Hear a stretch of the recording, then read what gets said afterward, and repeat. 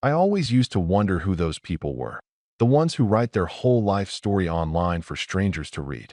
Now I know. It's people like me, sitting alone with a beer, trying to figure out where to even start. Kelsey and I had been together for almost 8 years by the time any of this began to surface. We met in our mid-20s through a mutual friend at some forgettable house party. And honestly, the relationship felt easy in those early years in a way that I now understand I mistook for depth. She was warm, social, good at making a room feel comfortable. And I was the quieter one, the one who worked too much and probably leaned on her social energy more than I realized. We got married after 3 years, bought a house, started building something that looked, from every reasonable outside angle, like a normal and functional life. Sophie came along about 2 years into the marriage. I remember the night Kelsey told me she was pregnant. I remember standing in the kitchen holding one of those pharmacy tests and feeling something shift inside me in a way I hadn't expected, something that felt like purpose, like suddenly understanding what you're actually supposed to be doing with your time on Earth. I was terrified and overwhelmed and completely certain I wanted it.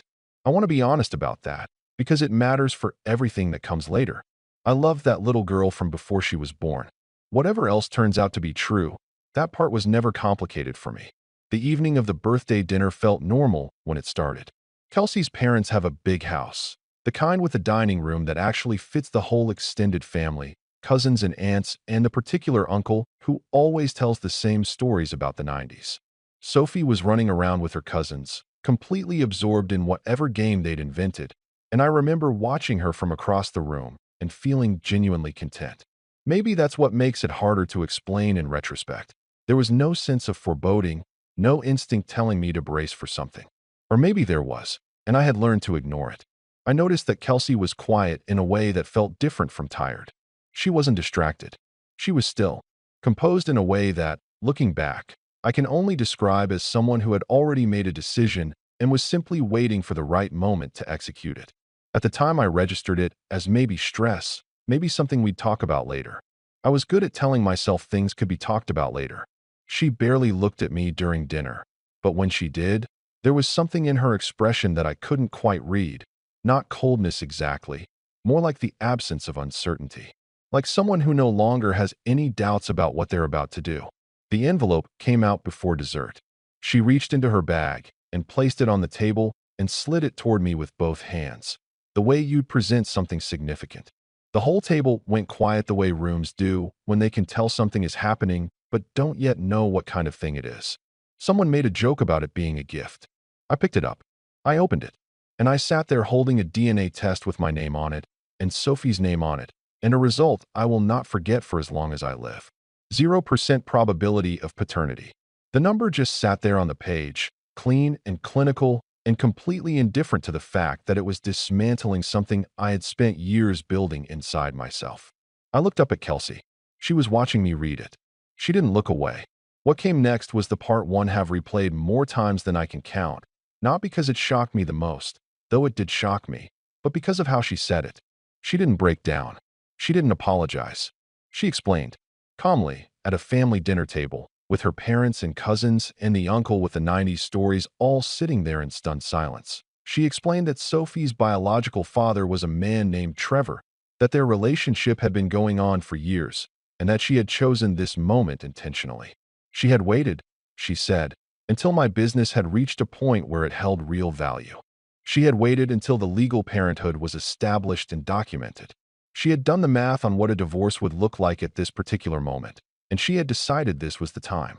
She wasn't confessing. She wasn't asking for forgiveness. She was announcing the conclusion of a plan. The room was absolutely silent. I could hear one of the kids upstairs, Sophie, I think, laughing at something. And I sat there and I looked at this woman I had shared a bed with for 8 years, and I understood, with a kind of cold clarity that I had never felt before in my life, that I was looking at a stranger. Here is the part one need to tell you, though. Here is the thing that changed the entire direction of what happened next. I put the envelope down on the table. I looked at Kelsey, and I asked her, very quietly, to check her phone. She looked at me for a moment, the first flicker of something uncertain crossing her face. And she picked up her phone, and she opened her email, and the color changed in her expression in a way that I will never forget for as long as I live. Because the email waiting for her was not a reaction. It was not a desperate scramble. It was a prepared response from my attorney, containing documents she had never seen, evidence she didn't know I had, and the complete legal framework of a case I had been building in silence for the past 6 months. She had made her move. I had already made mine. It started with a phone call from Sophie's pediatrician, and I want to be clear that at the time I walked into that clinic, I had no idea what I was about to hear. Sophie had a reaction at daycare. Nothing severe, just enough to send the staff into precautionary mode and send me driving across the city with my heart going faster than it should have been. They ran some blood work to rule things out, and I sat in that waiting room flipping through a magazine I wasn't reading and telling myself it was probably nothing, the way parents do. The doctor called me back in a few days later, alone, which I thought was strange. He was careful about how he said it. A decent man doing an uncomfortable thing. And he explained that Sophie's blood type presented a genetic combination that was not consistent with both Qley and I being her biological parents. He said it plainly, without accusation, as if he was simply reporting a technical finding that happened to have enormous personal implications. I thanked him. I walked to my car. I sat in the parking lot for a long time without starting the engine, and I remember thinking that the city sounded very loud for a Tuesday afternoon, all that ordinary noise continuing completely indifferent to the fact that something fundamental had just shifted inside me. I didn't call Qley. I didn't call anyone. I just sat there and let the information settle, the way you have to let something settle before you can decide what to do with it. I went to a private lab within the week. I told nobody. I gave them what they needed, I paid in cash, and I waited. The result came back and confirmed what the doctor had already told me in the only way that truly mattered. I was not Sophie's biological father. I remember reading the result in my car again. Same parking lot habit apparently, and what surprised me was that I didn't fall apart the way I expected to. There was grief, yes, a specific kind of grief that I still find difficult to describe. Not for Sophie, because my feelings for her didn't change in the way I feared they would, but for the version of my life I had believed in. For all the moments I had been present for and proud of while operating on completely false information. That grief was real, and it sat in my chest for weeks. But underneath it, almost immediately, was something colder and more focused. I had a choice about what to do next, and I knew that if I made the wrong one, if I reacted instead of thought, I would lose everything. My daughter, my business, my ability to be present in Sophie's life in any meaningful way. So I made a decision in that parking lot that I have never regretted. I decided to say nothing and to learn everything. I called a lawyer named Connor Hayes, who had been recommended to me by a friend in a context I had long forgotten, and I sat across from him in his office and told him the situation as clearly as I could. He listened without interrupting, which I appreciated. When I finished, he leaned back and explained, with the kind of calm that comes from having seen many versions of this particular situation, that I was in a more vulnerable position than I understood. Legally, I had been Sophie's father for years. The documentation existed. The court's default instinct would be to protect that continuity for the child, which was actually the one piece of information that gave me something solid to hold on to, because I wanted to protect that continuity too. What I needed, Connor told me, was not to react. What I needed was evidence of intent. Evidence that what had happened was not a mistake or a moment of weakness, but a deliberate plan constructed over time with a specific financial outcome in mind. That was the difference, he said, between a complicated divorce and a case with a story the court could actually follow. So that became my job for the next 6 months, documenting the story. I went back home that evening, and I made dinner, and I helped Sophie with something she was building out of cardboard boxes, and I sat on the couch, next to Qley watching something on television, and I said nothing. I want to explain how strange that was, because I think people imagine that knowing the truth means you immediately become a different person in the room. Colder, more distant, visibly changed. But I had made a decision, and the decision required me to be exactly who I had always been on the surface, while being someone entirely different underneath. It was exhausting in a way I hadn't anticipated. Not emotionally exhausting, or not only that, more like the particular fatigue of sustained attention, of watching everything carefully while appearing to watch nothing at all. I started noticing things I had probably always registered but dismissed. The way her phone went face down whenever I walked into a room. The way she sometimes stepped outside for calls she described afterward as being from her sister. The financial conversations she steered away from. The suggestions she made about how I should structure certain parts of the business that I had taken as interest and now understood as reconnaissance. Small things, individually meaningless. Together they were a map. The person who actually broke it open was not someone I expected. Natalie was Kelsey's friend before she was ever anything to do with me. They'd known each other since before I was in the picture, and I won't pretend I understand completely what moved her to do what she did. Maybe she had her own complicated feelings about loyalty. Maybe she simply reached a point where she knew something she couldn't unknow and decided that silence made her complicit. She came to me one afternoon when Kelsey was out, and she showed me her phone without much preamble, the way someone does when they've been rehearsing the moment and want to get through it before they lose their nerve. The messages were thorough, years of them, more than I had prepared myself to see. Not just the relationship with Trevor, but the architecture of the plan Kelsey had apparently been building quietly alongside it. There were conversations about timing, about when to move, about what the business would be worth by a certain point and what a reasonable settlement might look like. There were messages where Trevor's name appeared next to discussions about Sophie in ways that confirmed what the DNA test had already told me, but made it somehow more concrete, more deliberate, more impossible to explain away as complicated circumstance. I copied everything Natalie showed me with her permission. I thanked her, and I meant it, and she left without saying much else. I have thought about that conversation many times since. Whatever her reasons, she changed what was possible for me. The months that followed had a particular texture that I find difficult to communicate accurately. I was living two simultaneous realities and maintaining both of them with a consistency that I think surprised even me. I went to Sophie's school events. I had dinners with Kelsey's family. I attended meetings and made decisions and grew the business with one part of my mind while the other part was methodically filing documents, copying financial records, organizing evidence into the structure Connor had outlined for me. I was waiting for Kelsey to make the first move because Connor had explained that her initiating the confrontation would matter legally. It would make the intent visible in a way that my simply filing for divorce could not. So I waited. And she made me wait long enough that I genuinely began to wonder if she had changed her mind, if the plan I had mapped out existed only on paper and would never arrive in reality. And then her parents announced the birthday dinner, and something in the way Kelsey responded to the news, a particular stillness, that same composed quality I had noticed before and now knew how to read, told me that the waiting was almost over. I spent the 2 weeks before that dinner making sure everything was in place. Every document finalized, every conversation logged, every piece of evidence organized in a way that told the complete story clearly and quickly. I even prepared the email in advance so that all I would have to do, when the moment came, was ask her to check her phone. I had been ready for months. I just needed her to begin. The look on her face when she opened that email is something I will carry with me for a long time, not because I enjoyed it, and I want to be honest about that, because I think people expect this part of the story to feel triumphant in a clean and satisfying way, and it didn't, not entirely. But because it was the first moment in 6 months where I felt like I was standing on solid ground again. The room was still processing what she had just announced. Her mother had her hand over her mouth.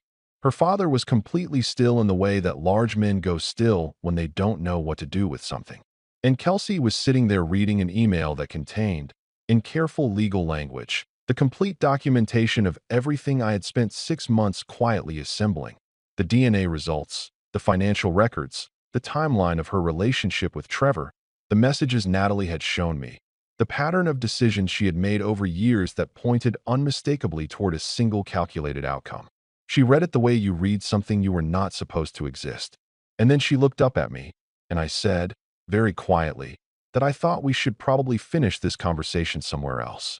That was the last calm moment for a while.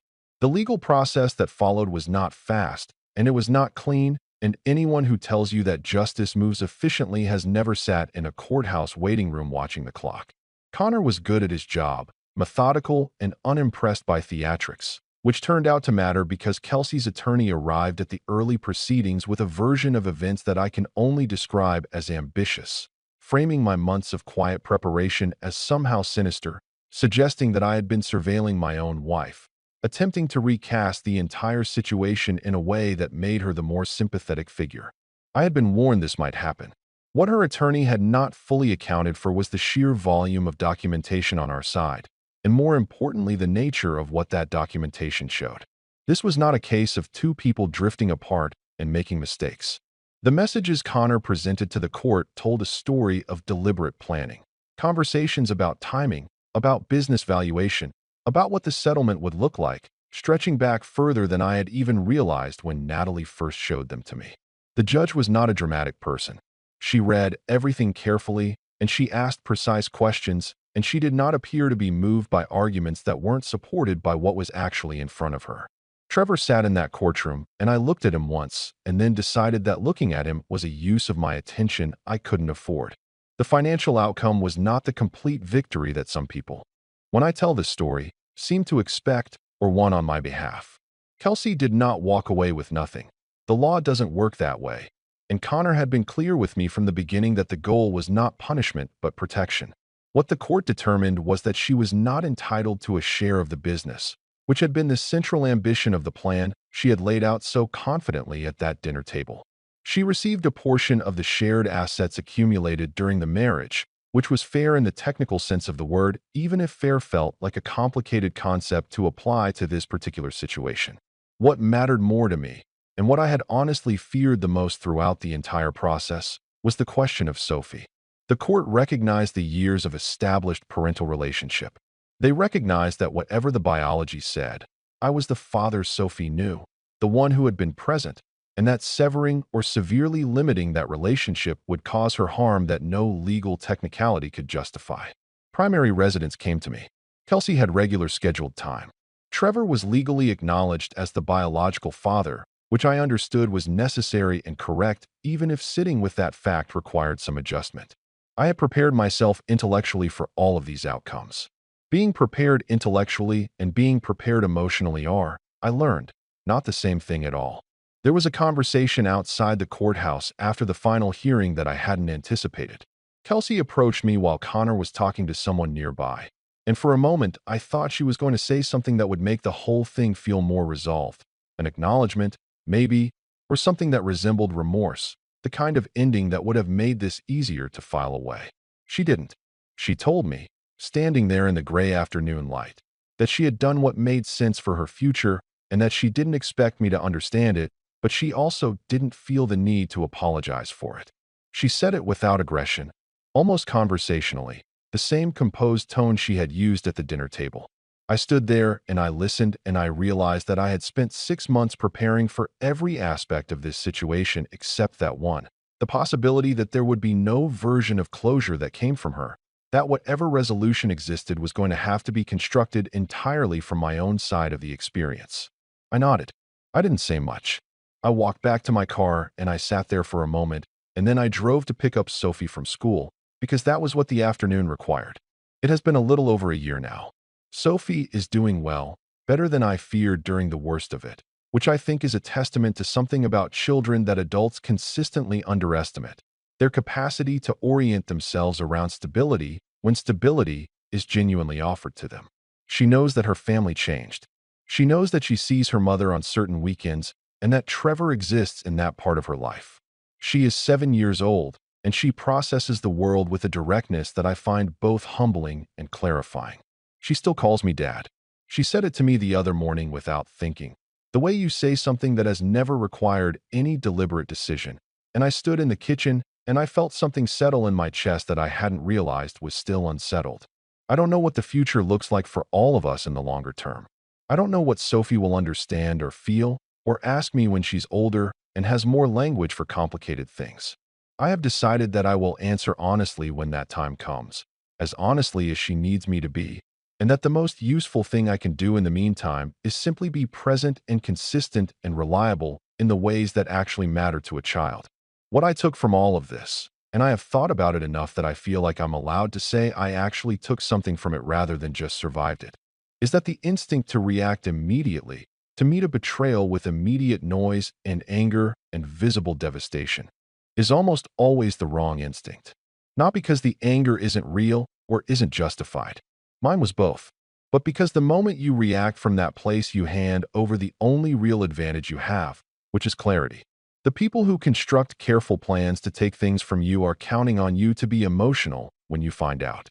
They have prepared for your anger. They have not prepared for your patience. Kelsey walked into that birthday dinner completely confident in her plan because she had spent years watching me be a person who trusted too easily and looked away from things that were uncomfortable and assumed good faith where it wasn't warranted. She was right about who I had been. She was wrong about who I had become by the time she made her move. I don't say that with any satisfaction about her situation. Her life now is her life, and I have genuinely stopped spending energy on it. I say it because it is the truest thing I learned from the experience. The best response to a plan designed to destroy you quietly is to be even quieter and to think further ahead than the person who built it ever expected you to. And then, when the moment finally comes, to simply ask them to check their email. To be honest, I can't imagine how someone stays that composed after finding out a partner was following a calculated plan for years. It's striking that the author didn't meet aggression with more of the same, but instead just set firm boundaries. Right now, the best thing for him is likely just to enjoy peace with his daughter and live for himself, rather than for a script someone else wrote. Our storyteller wondered if waiting in silence for so long was the right move. What do you think? Is it actually possible to keep your cool the way he did? And what would you have done if someone slid a DNA test across the table to you during a family dinner?